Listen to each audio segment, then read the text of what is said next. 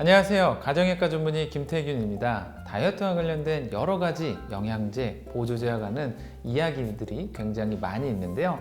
그 중에 다이어트와 관련된 유산균들도 굉장히 많이 있습니다. 그래서 오늘은 다이어트와 유산균에 대한 이야기를 좀 드려볼까 합니다.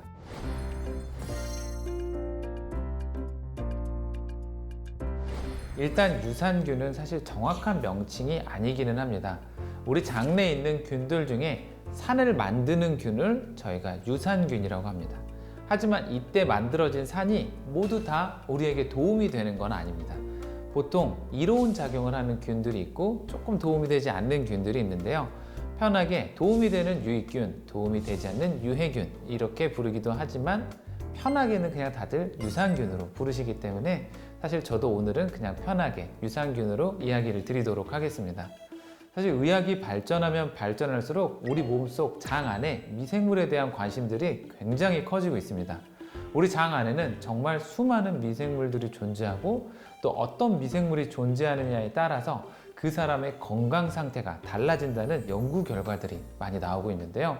특히나 음식물을 소화하고 흡수하는 기관인 장의 상태에 따라서 사람들의 체중이 달라질 수 있다는 이야기는 이제 많은 분들도 알고 있는 내용일 수 있습니다. 이 이야기가 나온 배경을 좀 알려드리면 한 연구에서 비만한 사람과 정상 체중의 사람들의 대변을 좀 분석을 해봤더니 이 균들의 구성이 좀 달랐다고 합니다. 그래서 그 균들을 무균 처리한 쥐의 장에 이식을 해서 쥐들이 어떻게 달라지는지를 지켜봤더니 비만한 사람에게서 나온 장내 세균을 받은 쥐는 체중이 증가했고요. 정상 체중의 사람에게서 나온 세균을 받은 쥐는 정상 체중을 유지했던 연구 결과가 있습니다. 이러한 결과들을 토대로 정말 장내에 어떤 균주가 살고 있는지에 따라서 여러 가지가 바뀔 수 있다고 생각을 하고 정말 많은 연구들이 현재 이루어지고 있다고 합니다. 사실 생각해보면 장 안에 어떤 균들이 사는지는 사람에 따라 다 다를 수밖에 없습니다. 그래서 보통은 우리에게 이로운 작용을 한다고 알려진 그러한 균들을 조합해서 우리가 시중에서 사 먹는 유산균 제품들이 나오게 되는 겁니다.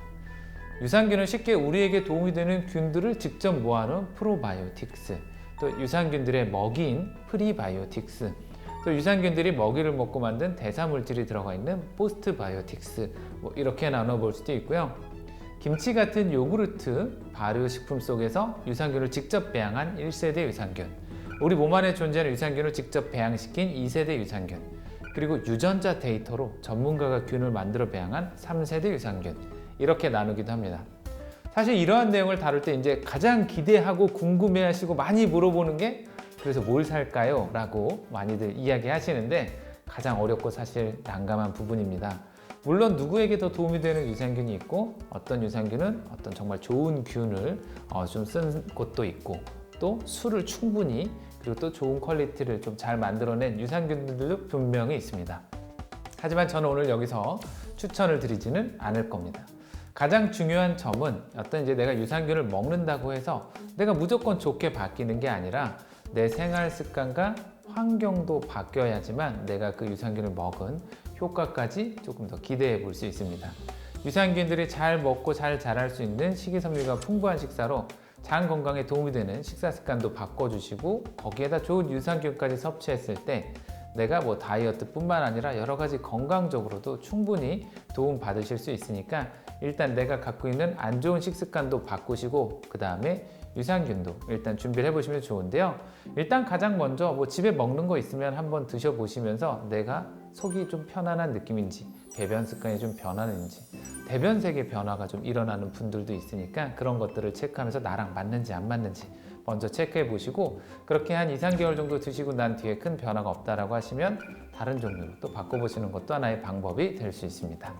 오늘 제가 준비한 내용은 여기까지입니다. 저는 또 다음 시간에 다른 주제를 가지고 인사드리도록 하겠습니다. 감사합니다.